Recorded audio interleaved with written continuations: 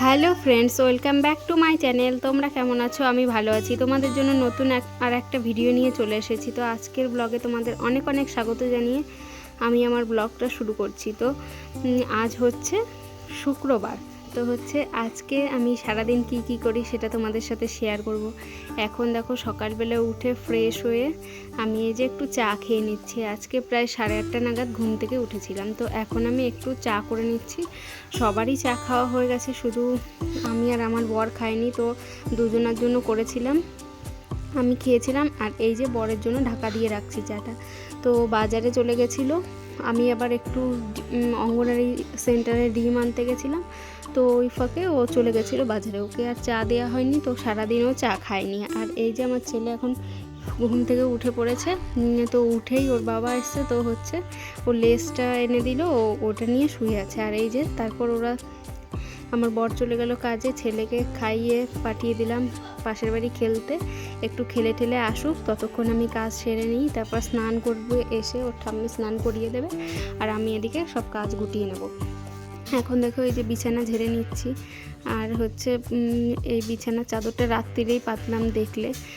তো এই যে এখন সেই নাইটিগুলো হচ্ছে হুক বোতাম করেছিলাম, ওটা এখন ভাঁজ করে গুটিয়ে রেখে দেবো, কারণ জমা দিয়ে আসতে হবে। নাইটিগুলো ব্যাগে ভরে রেখে দেবো একেবারে। তো হচ্ছে কি বলো তো, এই একা হাতে এত কিছু করা মানে একদিকে ভালো যে সব কিছু নিজের মনের মতো থাকে, কিন্তু তবু অনেকটা কষ্ট হয়ে যায়। তবুও এই যুগে কে কার ভরসায় থাকে বলো? কারো ভরসায় থাকতে নেই এই যুগে। কেউ কিছু করে দেবে না, সব নিজেকেই করতে হবে। যাই হোক, শরীর খারাপ হোক, যাই হোক, নিজেকেই করতে হবে। আর যদি তুমি না করতে পারো তখনই তুমি হচ্ছে খারাপ, তুমি ভালো না, এরকম শুনবে তখন। তো এর জন্য যতই কষ্ট হোক, যাই হোক, যত দেরি করেই ঘুম থেকে উঠি, তো সব নিজেকেই করতে হয়। ওর জন্য রাত্রিরে বাসনটা মেজে রাখি, যে উঠে আমার খুব একটা বেশি কষ্ট করতে হবে না। ওর জন্য রাত্রিরে বাসনটা বেশিরভাগ দিনই মেজে রাখি। আর যেদিন খুব মানে খারাপ লাগে, যে ইচ্ছা করে না বাসন মেজে ধুয়ে রাখি, তো সেদিন আর রাখি না। তো সকালবেলা একটু শান্তির জন্য মানে বাসনটা মেজে রাখি। এই যে এখন ইয়েটা গুটিয়ে নিলাম, সব নাইটিগুলো গুনে টুনে আবার ভরে দিলাম ব্যাগে। তো আর কটা নাইটি ধরবে এই ব্যাগটাতে, তো সেগুলো হচ্ছে সব হয়ে গেলে তো পাঠিয়ে দেবো। এই যে এখন কালকে বৃষ্টি হয়েছিল না রাত্রিরে, তো হচ্ছে এই দিকটা বৃষ্টির ছাট এসেছিলো, তো ওইখানে জল পড়েছিল, বৃষ্টির ছাটের জলটা। তো হচ্ছে সব ফোঁটাগুলো মানে ওখানে দাগ হয়ে আছে, ওর জন্য মেশিনটা মুছে নিচ্ছি, বিশ্রী লাগছিলো দেখতে। তো হচ্ছে এই যে মেশিনটা সকালবেলা উঠে মুছে নিচ্ছি। আর বরকে বললাম যে মেশিনের তেল আনতে, তো তেল আনতে ভুলে গিয়েছে। আর মেশিনটা চালানোই যাচ্ছে না, জানো, অনেক দিন থেকে তেল দেওয়া হয় না, তো চালাই না।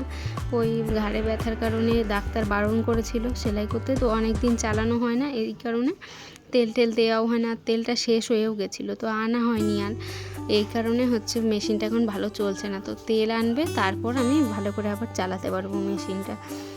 না হলে অনেক মানে পা দিয়ে চাপ দিয়ে ধরে রাখছি পাদানিটা, তবু হচ্ছে না, জানো। তো এই যে মুছে টুছে নিই, তারপরে আবার হচ্ছে রান্নার দিকে যেতে হবে। এখন আমি খেয়েছি মানে ওই 1 কাপ চা খেয়েছি, দেখালাম তোমাদেরকে। তো আর কিছুই খাইনি। এই কাজগুলো করব, তারপর আমি একটু ভাত খাবো। মানে ভাত খেতে খেতে প্রায় ওই 12টা বেজে গেছিলো।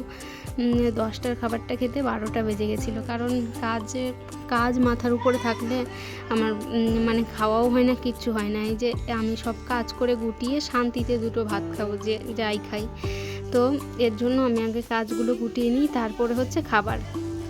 তো আর একবার যদি খেয়ে নিই না, তাহলে আমার আর কাজ করতে ইচ্ছা করে না, কেন জানি না। মনে হয় আর পারছি না, ভাল লাগছে না, শুয়ে থাকি, এরকম মনে হয়। আর কাজ করার আগে খাওয়ার আগে যদি কাজ করে নিই, তো যত কাজই থাকুক আমার অনেক পরিষ্কার পরিচ্ছন্ন কাজ হবে, ভালো হবে।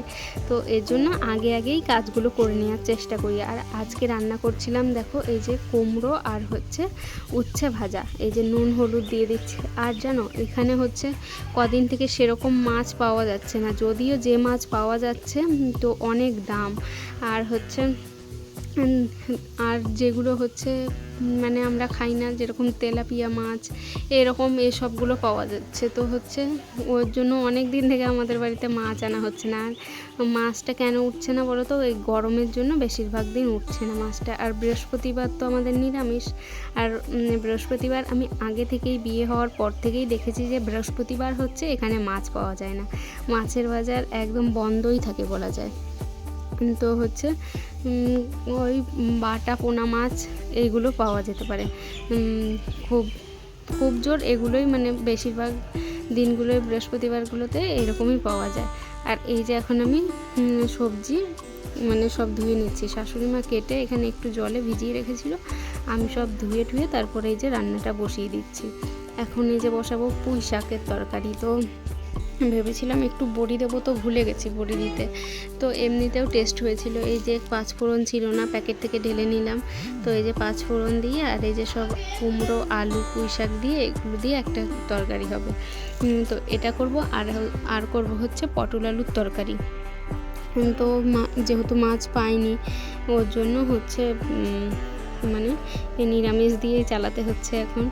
আর মাছের যা দাম, যে মাছ আছে তো সেগুলো কিনতে গেলে আমাদের অবস্থা টাইট। তো ওর জন্য যা পাচ্ছি এগুলো দিয়ে খেয়ে নিচ্ছি। তো যখন আবার পারবো তখন আবার মাছ কিনবো। তো হচ্ছে এই যে একটু আদা বাটা, জিরে বাটা দিয়ে দিলাম, আর এই যে 5টা লঙ্কা চিড়ে দিয়ে দিলাম। তো শাকটা একটু আমার কাছে ঝালঝালি ভালো লাগে, কারণ আমি বাঙালদের মেয়ে, ওর জন্য আমার সব কিছুই ঝালঝাল ভালো লাগে। কিন্তু হচ্ছে এরা আবার হচ্ছে, এরাও শুনেছি বাঙাল, তবুও এরা দেখি যে হচ্ছে চিনি খায়, সব কিছুতেই মিষ্টি দিতে হয়, লাস্টে একটু মিষ্টি দিতে হয়, না হলে ওদের ভালো লাগে না। তো আমার ভালো লাগে না, তবুও খাই। এই যে এখন কুমড়ো আলু ভাজাটা, কুমড়ো উচ্ছে ভাজাটা নামিয়ে নিলাম এখন। আর ওই কড়াইটা ধুয়ে নিয়ে এসে এখন পটল আলুটা বসিয়ে দেবো। আর এই যে বেটেছিলাম এইখানে বাটনা, তো হচ্ছে এইখানে এখন মুছে নিচ্ছি, মানে পরিষ্কার করে নিচ্ছি। সব বাটলে জানোই তো এদিক ওদিক ছড়িয়ে ছিটিয়ে সব যায়, ওর জন্য ভালো করে জায়গাটা পরিষ্কার করে নিচ্ছি। তারপর ওই যে দেখো ওই দিকটা কালো হয়ে গেছে, কেন বলো তো, ওই দিকটা না মশলা ছিটে ওরকম কালো হয়েছে। তো যখন আবার ঘরটা রং করা হবে তখন ঠিক হবে। তারপর এই যে এটা প্রায় 1টা মনে হয় বাজে, 1টা-1.5টা মতো, তখন এসছি আমি ঘর মুছতে। আগে ঘর মুছিনি, দেখো এখন এই যে ঘরটর মুছে নিয়ে তারপর ছেলেকে ভাত খাওয়াবো।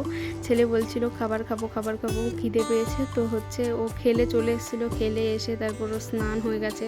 তো বসে বসে একটু ফোন দেখছিল, আর আমি এই যে একটু ভিডিও করছিলাম। তো তখনই বলছিল কি ও মা খিদে পেয়েছে, খাবার খাবো নিয়ে। আমি ভাবছিলাম মা ডিম সেদ্ধ তো বসানো হয়নি।